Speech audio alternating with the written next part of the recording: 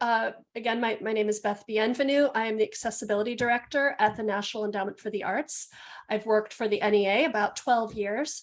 And I am a white middle-aged woman with shoulder-length brown hair. I am wearing a black and white print top. And I have a black background with the NEA logo in white in the upper corner. So I also want to mention that I am also a person who stutters.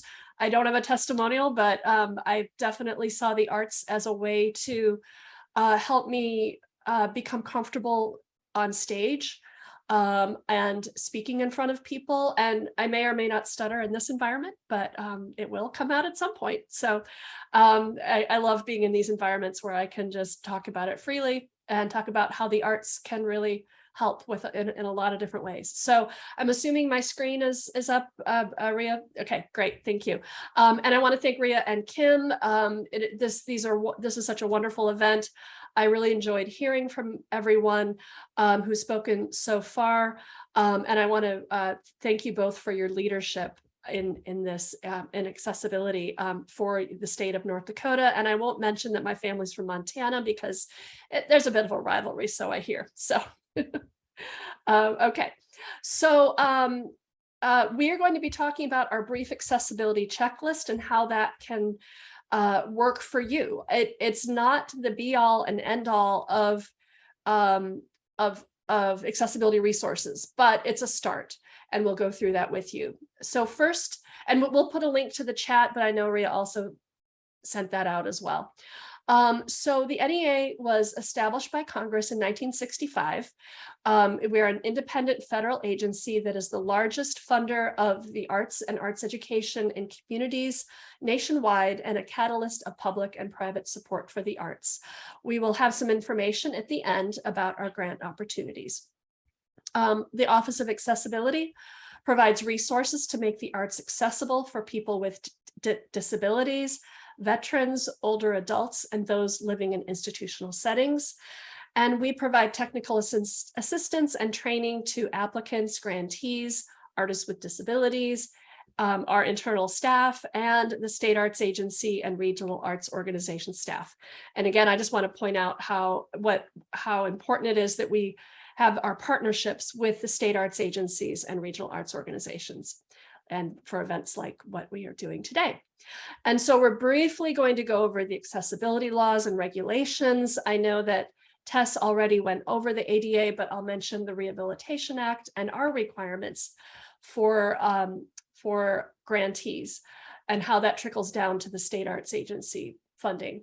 We'll talk about the checklist and provide some best practices based around the checklist and a few resources. So first, the laws and regulations. I want to point out that on this slide, these are like the few images that we are using, but to describe them, we have 6, or actually 7, I have to count, accessibility symbols that you might recognize that are used and that you can download and use in your materials. They have them black with white, images on a white background, or black images on a white background, or white images on a black background. And I have the black background versions here. So on the left, we have a person with a white cane to demonstrate accessibility for people with vision disabilities. We have a closed captioning symbol with two C's, and a braille a braille image, a symbol of a wheelchair user, the universal symbol for accessibility, the more modern one, 2 hands to symbolize ASL, assisted listening devices with the words AD, and then the image for hearing loop assisted listening devices. So just to quickly go over the laws, we heard about the ADA, but the Rehabilitation Act, I'm sure many of you have heard of Section 504. I'm going to slow down for the interpreters a little bit. 504 prohibits discrimination on the basis of disability in programs conducted by federal agencies such as the NEA and those receiving federal financial assistance, which includes our grantees, as well as some of the funds that trickle down through the state arts agencies. In any funds that you receive from the North Dakota Arts Council might be funds that were provided by the NEA. Therefore, in addition to the ADA, you must comply with the Rehabilitation Act. And just briefly, just want to make sure that we mentioned that most of you would be covered by Title II, whereas Title III, whereas Title II covers state and local government. So to quickly move on to the brief accessibility checklist, it is a user-friendly tool to assist you in making your organization and project inclusive and available to everyone. If you are an NEA or state arts agency grantee, this is not a substitute for completing the 504 self-evaluation workbook, which is required for all grantees, whether you use our self-evaluation workbook or another one. So that workbook is more comprehensive and is more, it enables you to do a full self-evaluation. The checklist is more of a brief guide. I'm going to see if I can pull up my chat. Okay, thank you, Catherine, for sharing the link for the checklist. And so I'm going to talk about the physical accessibility, which is bullet points on the first page, and Catherine will talk about the program accessibility. So I do have an image, a screenshot of the checklist. It's not necessarily readable. It's just to show you what it looks like. It has our logo at the top, some background, some hyperlinks, and then some bullets, little check boxes that you can complete. And just to cover them briefly, you know, I know that Tess went over a lot about physical accessibility, but we just recommend that you look at make sure you have ground level, no step entry, ramped access and or elevators to facilities and outdoor spaces, directional signage for accessible entrances, paths, etc. Because if you're a wheelchair user or have other mobility related disabilities, coming up to a facility and not knowing where the entrance is, if you only see stairs, it can be exhausting to have to go around the building to find the accessible entrance. So you need to have signage. Making sure that you have integrated and dispersed wheelchair seating in meeting and assembly areas. That's a very ADA legal terminology, but making sure that you have wheelchair seating available throughout your auditorium. Given Catherine's story about, you know, finding out that the first row was not accessible, it's really helpful. Not everybody wants to sit in the back row or off on the side. So integrated into the seating and dispersed throughout. And then making sure that your box office, your stage and your backstage, your meeting and dressing rooms. So thinking about the people that will be on the stage, your staff in the back rooms. You know, we saw an example of Ali Stroker, an actress who won a Tony Award, and she wasn't able to sit in the audience at the Tony Awards and then go up on stage. She had to wait backstage. So think about those things, that if people want to be able to sit in the audience and be able to access the stage, as well as your people being able to go from backstage onto the stage. All right, so a little more, making sure that your display cases in your museums and your galleries, your exhibit areas, your counters, and then of course, restrooms and water fountains, accessible emergency exits, audio-visual emergency alarms. All of those standards are in the ADA 2010 standards document. And then parking. Not everybody has parking. If you're in an urban area, you may not have a parking lot, but if you do, there's a percentage of parking spaces that need to be accessible. And also drop-off areas, making sure that people can be dropped off close to your building.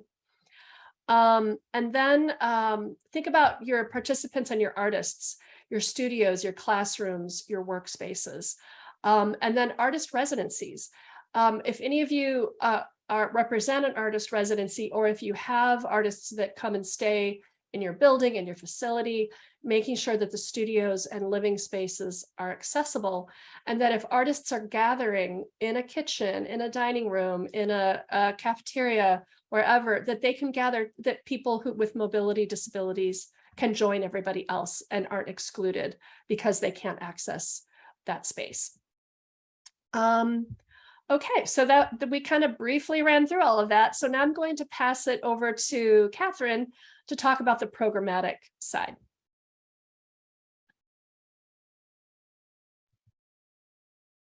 Thank you, Beth. Hi, everyone. I'm back with my new background that is a Black background with the National Endowment for the Arts logo in a corner. I can't tell which way you're seeing it. So I'm going to build up off a little bit of what Beth was indicating in terms of the brief accessibility checklist, going into more of examples of what programmatic access looks like. On the slide that we have right now, there is an image that we're not expecting you to be able to read, but it's just a image representing some of the elements that are indicated for programmatic access, and particularly in that part of the checklist, there are a lot of links that you can go to about more information of each of those. And as I'm talking about the programmatic access, you'll notice that there are some additional examples that you might not see on the checklist currently, but we will be updating, and we want to give you some different ideas of other things to think about beyond what is on this particular checklist. So one of the ways to start to get the word out and to indicate your commitment to accessibility is first to have a dedicated staff person who oversees accessibility and Section 504 and ADA compliance. And this does not mean that that it should be the one person's responsibility to know about access, but this is more of the person that you know can be the point of contact to answer questions and help arrange any accommodations that might be needed. It also helps if you have an accessibility statement somewhere. We see them more and more on websites, which is a great way to get the word out, but to also include on other promotional materials.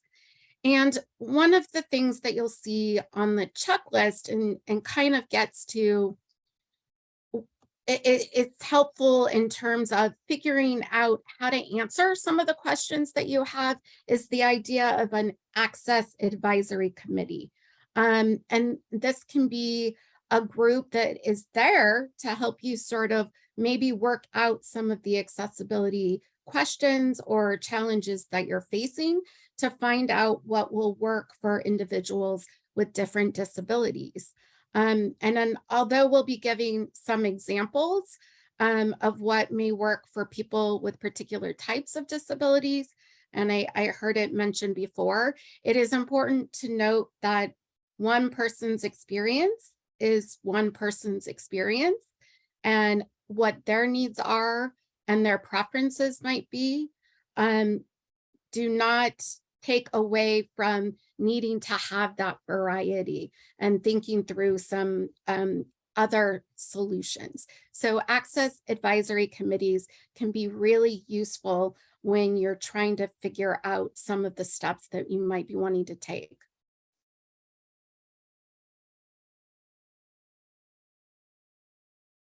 So as you heard in my testimonial, one of my personal pet peeves is not being able to find out who I need to talk to.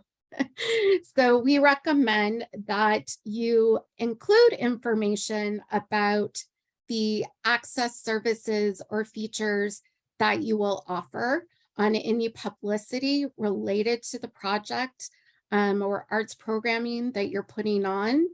And also who to contact if they want to request maybe something that you do plan on offering if it's requested. So we see this a lot with sign language interpretation, where sometimes it might be just included for specific performances or events, and it's helpful to have that indicated if it's something that you already have planned. but it also should be something that someone can request. And so they need to have that information on how to ensure that that will be available. Communication access is an important and big part of ensuring programmatic accessibility.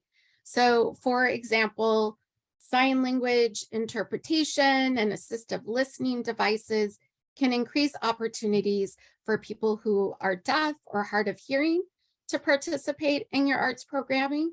Additionally, transcripts and captioning may be beneficial for people who have hearing disabilities, but they are also very useful for people who may process information in different ways. I am a very visual person, and even though I don't have hearing difficulties, I often use closed captioning as a way to help retain information.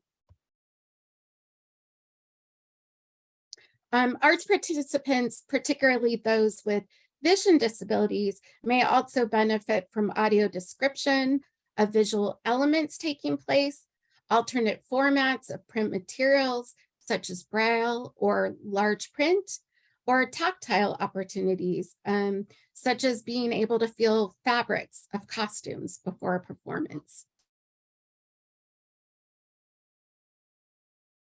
So some more examples, and these are some that you might see briefly mentioned, but not in the same level of detail on the checklist, but are also really important in terms of thinking about programmatic access. Accessible electronic materials and websites are becoming a main way of communicating, but we need to ensure that that is something that can be used for everyone. And Beth, in a moment, will talk a little bit more about things to consider for electronic access. Also, having materials in plain language, which is materials written at about a 3rd to 5th grade level to ensure that everyone can understand the information. It also makes information easier to translate if that's something that you do, is translate materials into other languages. Something that we're beginning to see a little bit more of is sensory-friendly programming. Examples of that can be reduced lights and sounds, or warnings for strobes, having a fragrance-free policy and not using scented soaps in the bathrooms. And again, some things that you can do fairly easily is just build in time for breaks, as well as, if you're in a physical space, offering quiet hours or quiet spaces where people can go if they need to regroup for whatever reason. And also having pre-visit materials or something called social stories, where someone tells a story about what their experience is going to an arts program or an arts venue, and kind of gives some idea of how to navigate that experience. And now I'm going to turn it back over to Beth for a moment to talk a little bit about electronic accessibility. Thank you. So electronic accessibility has been covered a few times this morning, including the excellent information that Joe provided about his experience using screen reading software, etc. But I'll just provide a little more information on making websites, meetings, film, videos, and podcasts accessible. So if you are developing a website, make sure that your web developers know how to create it so that it can be screen reader friendly, tab controlled, etc. There's a lot more detail than what I have in that one bullet. Making sure that there's alternative text for images and alt tags. We talked about that. Making sure that your fonts are accessible, nothing too scripty or decorative, that there's a strong color contrast, and don't use color coding as the primary source of information. You can highlight text in red, but don't have that be the piece of information that they need to know if that, to know what that means. And then captioning again, transcripts that people can use. I love reading a transcript of a podcast if I don't have time to listen to the podcast and I can skim through. ASL interpretation, of course, and audio and visual description.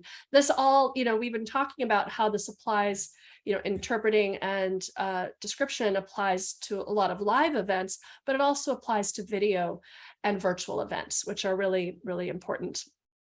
One final note that's not covered in our checklist, but the term nothing about us without us, or just nothing without us, making sure that people with disabilities are represented throughout your organization when you're hiring your boards or your councils, your volunteers, your panel, your grant review panels, and your various committees. Having an advisory council is important, but it's more important to have them throughout your organization. Make sure different disability voices are represented. You can conduct a community needs assessment. You can partner with organizations that serve people with disabilities to help you with that, and to also help you throughout all of your strategic planning and your other kinds of work. And then engaging artists with disabilities and the disability community throughout your work.